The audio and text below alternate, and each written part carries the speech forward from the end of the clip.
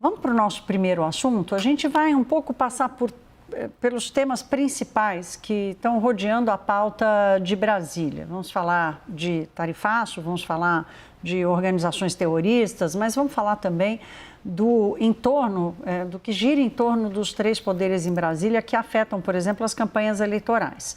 O presidente do STF, Edson Fachin, rejeitou um pedido para afastar o ministro Cássio Nunes Marques da relatoria de uma ação que visa obrigar a instalação de uma CPI do Banco Master no Senado, que ainda não desistiu, pelo menos tem senadores que não desistiram ainda de abrir uma comissão parlamentar de inquérito. Eu chamo a nossa repórter de Brasília, Carol Rosito, que tem as informações. Ei, Carol, boa noite, bem-vinda. Oi, Thaís, boa noite para você também. Boa noite a todos. Olha, o presidente do STF, ministro Edson Fachin, rejeitou esse pedido sem entrar no mérito. Foi mais uma questão regimental mesmo. Segundo o Fachin, o mandato de segurança pela criação da CPI do Master foi distribuído ao ministro Nunes Marques em 26 de março. Já o pedido de suspeição foi apresentado ali pelos senadores Eduardo Girão, Alessandro Vieira, Marcos Pontes e Plínio Valério. Isso aconteceu no dia 12 de maio. E segundo o regimento da Suprema Corte, estabelece ali um prazo de 5 dias, para a distribuição desse processo para um eventual questionamento em relação ao impedimento de ministros. Então, segundo o ministro Edson Fachin, esse prazo já tinha passado, já estava fora do prazo para esse questionamento. Teria sido esse o motivo, então, pela negativa do ministro. Os senadores argumentaram nos seus pedidos que há ali uma relação entre Nunes Marques com o senador Ciro Nogueira do PP, o que isso poderia ali comprometer o julgamento. Vamos lembrar que Ciro foi recentemente citado na operação, foi alvo da operação da Polícia Federal, que investiga, então, a relação de Daniel Vorcaro, o ex-dono do Banco Master, com políticos aqui em Brasília. Bom, Thaís, ainda sobre o caso Master envolvendo o STF, o senador e pré-candidato Flávio Bolsonaro também pediu que o Supremo declare o ministro Alexandre de Moraes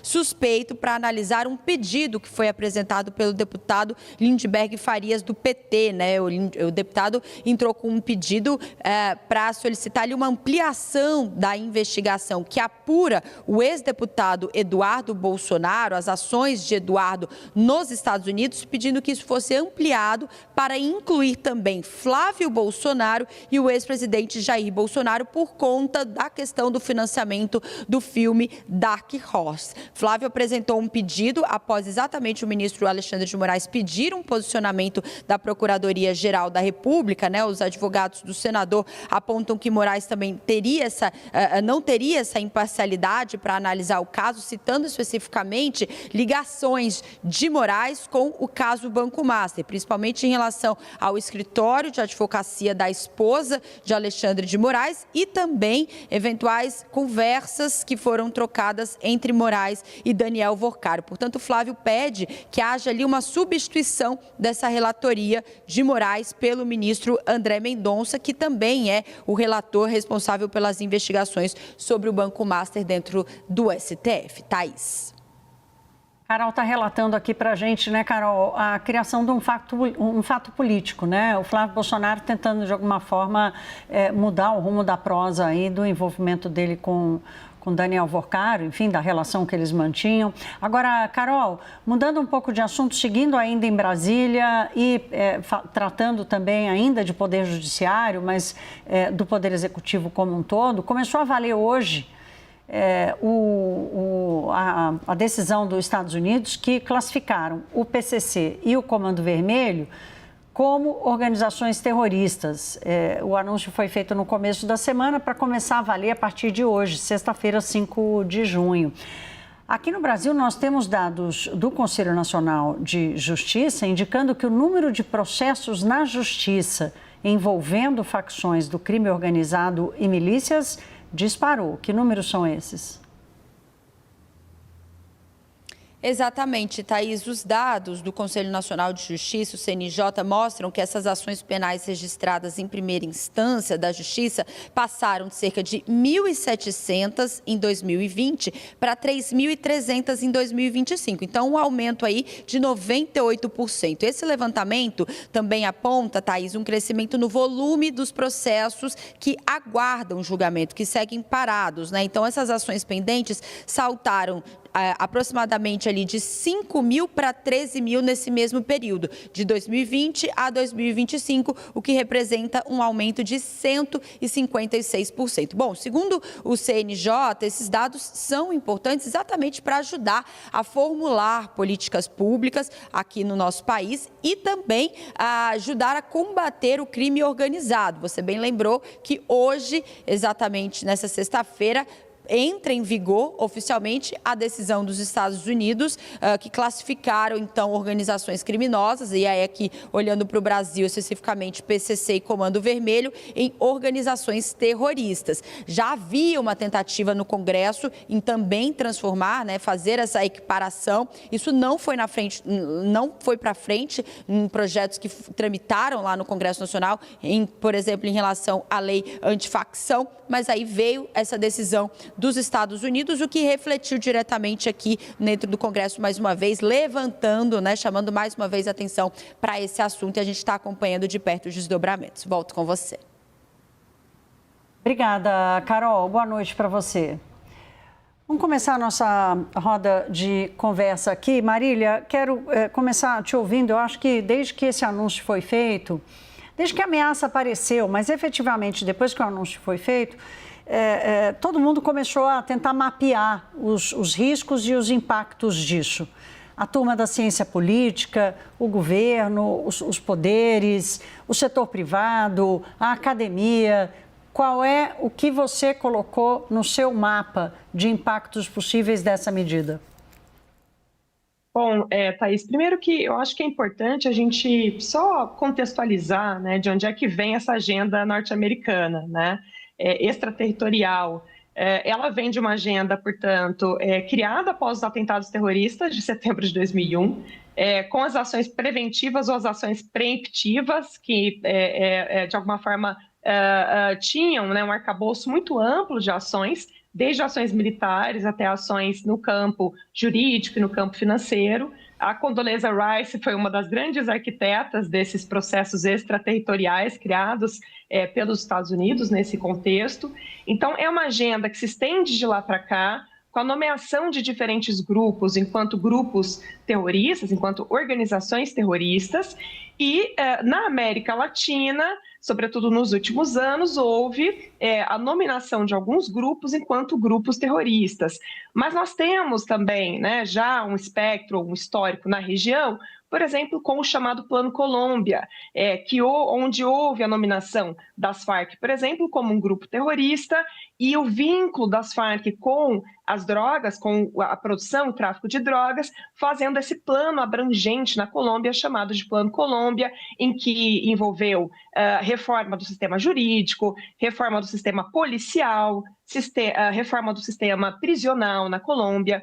Então, eu acho que é importante a gente estabelecer esse retorno, né, histórico para pensar essa agenda extraterritorial norte-americana e olhar um pouco os impactos em outros países da região para a gente entender como que esse tema se aproxima aqui do Brasil. Então, bom, quais são os impactos diretos, né? Nós temos impactos diretos em empresas no nosso setor financeiro que podem estar vinculados ou, de alguma forma, abastecer o crime organizado no país. Essas duas organizações que foram tipificadas, o Comando Vermelho e o Primeiro Comando da Capital, eles têm uma série de penetrações dentro da economia brasileira, em diversas atividades, e todas elas envolvem outros atores, envolvem terceiros, que passarão a ser monitorados e terão que responder, portanto, a uma legislação que é hoje uma legislação norte-americana. Então, há uma série de impactos que podem acontecer dentro do nosso sistema financeiro.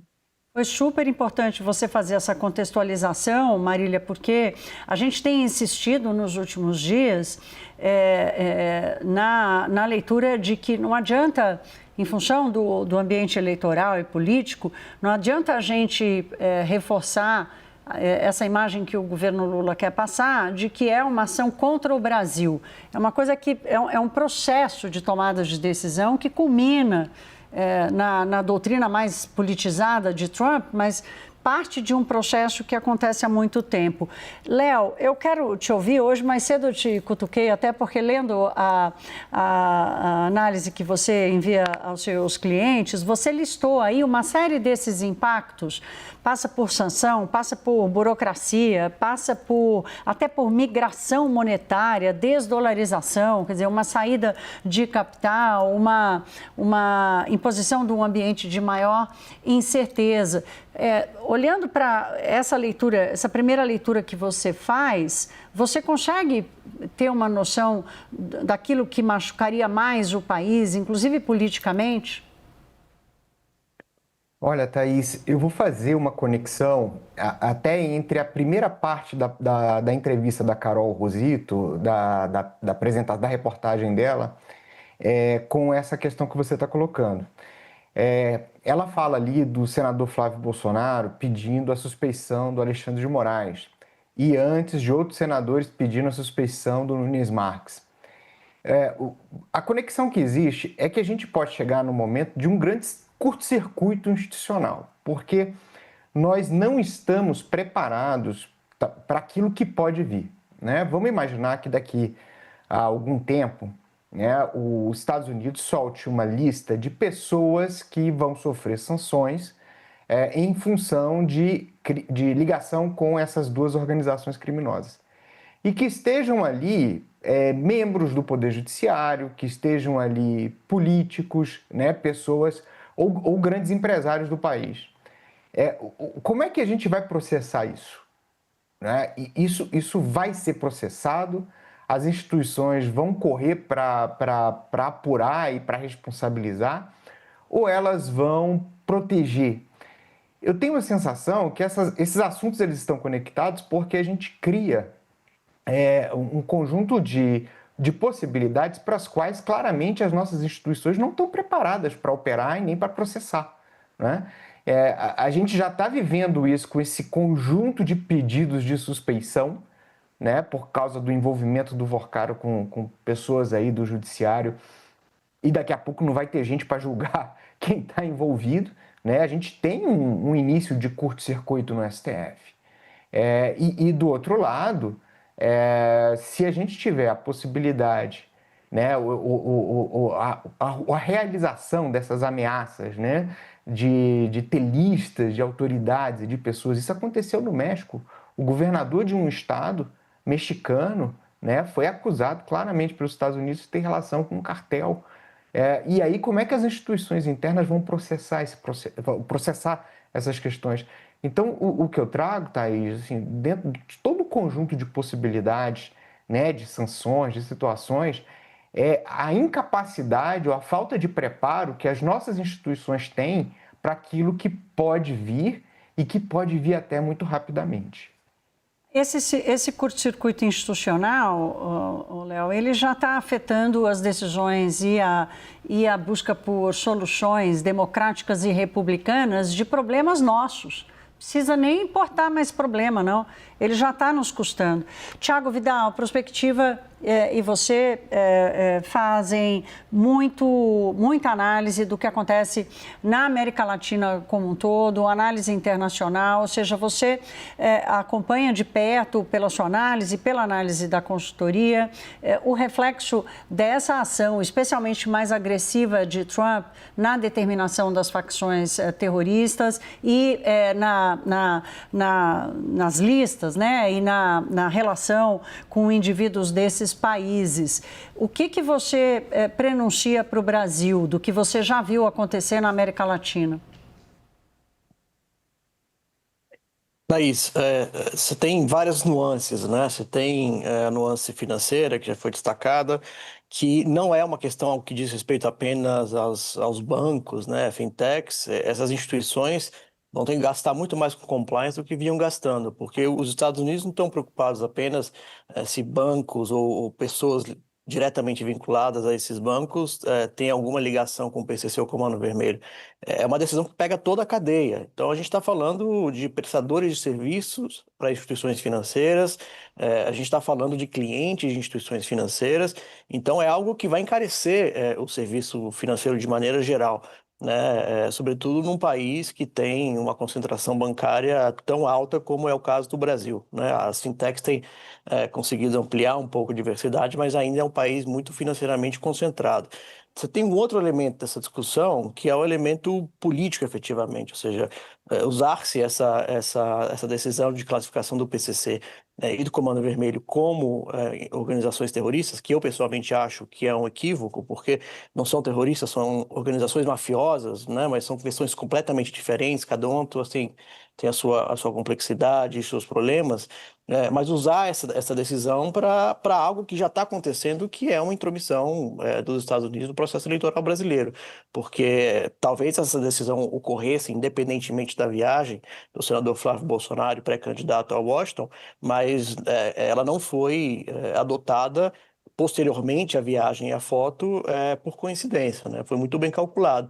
É algo que a gente ainda não vê acontecer de maneira tão escrachada nos demais países da América Latina. A Colômbia acabou de realizar a eleição, os Estados Unidos tiveram uma posição muito mais tímida no primeiro turno das eleições colombianas. Agora, o presidente Trump apoiou de maneira muito categórica o candidato de extrema-direita, que foi para o segundo turno, como era de se esperar, mas essa intromissão no processo, muito antes da campanha no Brasil começar, é uma coisa muito singular da relação Brasil e Estados Unidos.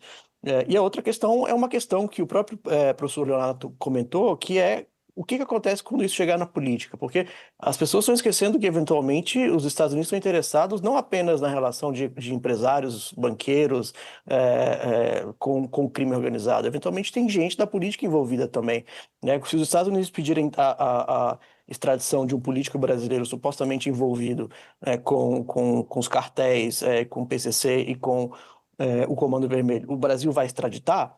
É uma sinuca de bico para a qual o Leonardo chamou a atenção muito bem, que o Brasil, de fato, não está preparado para lidar. Então, são várias nuances, todas ocorrendo simultaneamente e cada uma com suas complexidades e os seus desafios. Vou querer te ouvir um pouco mais sobre a singularidade que você aponta dessa relação Brasil-Estados Unidos, mas daqui a pouquinho, Tiago. E lembrando que no Rio de Janeiro, com toda a investigação que está acontecendo, que desmantelou o governo carioca, né, o governo fluminense, foram pegando todo mundo, há acusações ali de gente da alta cúpula do governo, ou do governo não, do poder e da liderança política no Rio, acusados exatamente de terem agido para proteger ou para beneficiar o Comando Vermelho e as facções criminosas. Jussara, chegou a vez de te ouvir, minha querida. Eu vou seguir aqui na proposta de leitura do Léo, falando do curto-circuito institucional. O governo sabe disso? Qual é o objetivo de curto prazo de Lula para lidar especificamente com essa situação? O governo já criou uma sala de guerra, uma sala de crise, designou um grupo para tentar fazer esse mapeamento de riscos, ou ainda estão no campo só de como transformar isso em peça de campanha? Aí são duas frentes. Eu imagino, pelo que eu tenho observado aqui no Palácio do Planalto, é que tem a reação que é muito voltada para a questão eleitoral, porque sabe que as medidas anunciadas nos Estados Unidos, pelos Estados Unidos, pode virar ali um presente, de fato, para o presidente Lula, que vai disputar a reeleição, e um presente de grego para o senador Flávio Bolsonaro, que esteve com Donald Trump, e aí depois tentou-se ali sair daquela crise envolvendo o caso Master, citando justamente a equiparação das facções brasileiras com organizações terroristas, mas aí nessa semana foi pego de surpresa, digamos assim, porque dizem que não estava no radar nem deles, esse anúncio das tarifas aplicadas aos produtos nacionais. Essa é a questão. Agora, o governo Lula sabe que, se por um lado isso pode ajudá-lo eleitoralmente, eles vão explorar isso, sabe que precisa também, por outro lado, manter um canal de diálogo com os Estados Unidos, com o governo Trump, para também não sair perdendo tudo. Essa é a questão neste momento. Agora, como que o governo tem lidado com isso? obviamente, deixando neste momento as equipes técnicas trabalhando. A ideia é que o presidente Lula e Donald Trump só se encontrem se houver um avanço nessa área. A gente sabe que os dois, né, tanto Trump quanto Lula, já confirmaram a ida ao G7 na França. Até agora, o que me dizem no governo brasileiro é que não há nenhuma negociação para uma reunião bilateral, porque eles lá no G7. Mas é natural que, obviamente, um esbarrão, a exemplo do que ocorreu nos bastidores da Assembleia Geral da ONU, possa ocorrer ali também nos bastidores do G7. Agora, a grande questão é que o que o Palácio está avaliando é essa conveniência dessa reunião, porque o que ele diz é o seguinte: se não tiver nenhum avanço para ser uma nova reunião, para repetir tudo que foi dito no dia 7 de maio, quando o presidente Lula esteve lá com Donald Trump, disse que foi muito bem recebido, não há vantagens nisso. Além disso, Thaís, acho que um outro ponto aqui que eles acabam calculando é se Trump, e eu acho que esse discurso de que eles estão avaliando a conveniência, é se Trump também vai estar disposto a conversar com o presidente Lula, a se sentar em uma nova reunião bilateral depois de ter recebido Flávio Bolsonaro na Casa Branca. Então, o governo tem calculado o que tem vindo dos Estados Unidos, mas muito ainda no escuro, sem saber exatamente o que esperar lá da Casa Branca. Marília, há alguma ação de prevenção a danos que essa medida específica das organizações terroristas, há alguma medida de prevenção que o Brasil poderia adotar? Até mais de médio prazo, por exemplo, reforçar a sua legislação, reforçar o seu marco regulatório, enfim, no combate ao crime organizado? Nós já temos no Brasil, né, uma série de legislações que tratam do crime organizado, a nossa própria lei de prevenção à lavagem de dinheiro, de financiamento a atividades terroristas. Nós já foi agora, né, toda essa discussão em torno da lei antifacção. Nós temos uma série de organizações da sociedade civil que trabalham, né, junto com o governo para pensar em medidas para pensar a segurança pública, reformas no campo da segurança pública. Então, nós temos um país que está pensando, né, soluções para a segurança pública e a própria comunidade, né, em termos de instituições financeiras também, tem uma série de medidas e essas medidas são internacionais. Então, eu acho que quando a gente pensa, né, em lutar contra o crime organizado, é uma série de medidas, isso precisa ser, de fato, pensado de forma multidimensional, né, sobretudo no campo econômico, pensar também nas periferias das cidades, nos espaços não só urbanos, mas nos espaços mais afastados, né, dos grandes centros urbanos. Então, acho que tem uma série de medidas que estão sendo construídas, estão sendo pensadas, né, e é diferente de você pensar o terrorismo, né, outras regiões do mundo que vivem o terrorismo, que vivem a presença de organizações terroristas, e a experiência é completamente distinta do que nós temos aqui na América Latina e no Brasil, com a presença, né, de organizações criminosas. Agora, vale a pena mencionar, e eu acho que já foi mencionado aqui, e é importante, né, que, bom, o PCC e o CV são duas organizações diferentes, mas nós temos outras organizações no Brasil, por exemplo, a milícia é muito atuante no Rio de Janeiro, né?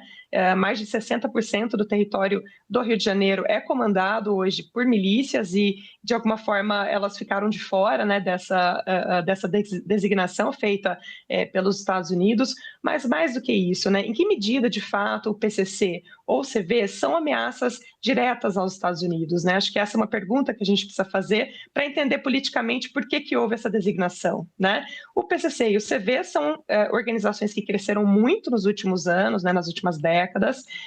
O CV teve um aumento exponencial da sua presença, sobretudo no Nordeste do país, né, nas grandes capitais do Nordeste, e o PCC nas capitais, né, na fronteira, né, sobretudo na fronteira amazônica, vinculado, portanto, ao tráfico de drogas na região norte Nordeste, que vai para a África e que vai para a Europa. Então, eu acho que é preciso fazer também uma reflexão, né, sobre quais são os impactos ou quais são as motivações políticas dessa decisão, e que os Estados Unidos têm feito justamente essa pressão total com relação ao Brasil, né, seja o tarifaço, seja agora essa designação, né, desses grupos como grupos terroristas. Existe uma estratégia, né, de tudo ou nada, né, que tem sido feita aí ao Brasil. Sim, claro. E o nosso ambiente aqui de polarização e de pré-eleição alimenta essa visão política das coisas. Léo, o quanto você guarda de otimismo realista do ponto de vista da capacidade política do governo de realmente se planejar para negociar? Porque, em alguma medida, do ponto de vista eleitoral, pode ser que a manutenção do tarifaço, o endurecimento dos Estados Unidos contra o Brasil, alimente o discurso de Lula de defesa da soberania, o que lhe rende votos? Olha, é uma pergunta difícil essa, Thaís, mas eu tenho a impressão que o governo tem uma atitude um pouco negacionista em relação a essa nova realidade, né? Em dezembro do ano passado, a Casa Branca ela publicou uma doutrina para as Américas de segurança pública, né? Na verdade, de segurança interna dos Estados Unidos. E ela trouxe um paradigma que foi o seguinte: olha, a partir de agora, a gente entende que aquilo que acontece no continente americano afeta a segurança doméstica, então nós vamos tomar decisões em relação a essas questões da maneira que for conveniente para a gente, né? E isso é importante porque tira, né, das negociações internacionais, né, tira dos tratados internacionais todo um conjunto de medidas que os Estados Unidos se dão o direito de adotar em relação aos países do continente. E ele colocava muito claramente lá algumas questões que são importantes, e a principal delas é o seguinte: acabou essa história de neutralidade, né? Agora a gente vai exigir alinhamento, a gente vai querer parceiros, né, dos Estados Unidos. Então, até aquela tradicional política pendular, né, do Brasil, de buscar os melhores cenários nas potências diferentes, né, até esse espaço está muito limitado. E aí, quando o governo brasileiro olha para essa situação, claro, o governo americano tem muita capacidade de pressão, né? Ele tem que tomar uma decisão. Olha, isso aqui é um fato dado e a gente precisa se planejar ou não. Isso aqui não é uma realidade permanente e vai passar. Eu acho que o governo está apostando muito nesse segundo cenário, sabe? E especialmente porque ele acredita que o Trump vai perder as eleições de fim de ano lá, que ele pode perder a maioria no Congresso, e a partir daí ele se fragilizar e não ter toda a condição possível, né, para implementar essa agenda para os países da América Latina. Então eu vejo o governo Lula, até numa boa tradição brasileira, né, tentando enrolar o Trump, né? Assim, tudo bem, vai lá, faz uma reunião, etc., mas na expectativa de que ele vai se fragilizar e de que essa agenda ela não vai ter vida longa, não vai ter continuidade. Até porque fazer um processo de reposicionamento desse custaria muito, muito mesmo, especialmente em função da gente ter que revisar a nossa agenda com a China, né? Então, assim, eu acho que eu vejo, Thaís, assim, um impasse, né, por parte do governo, inclusive sem saber, né, se essa realidade ela é para valer ou se é um momento temporário aí que vai passar, né, na medida em que o presidente Trump se enfraquecer lá nos Estados Unidos.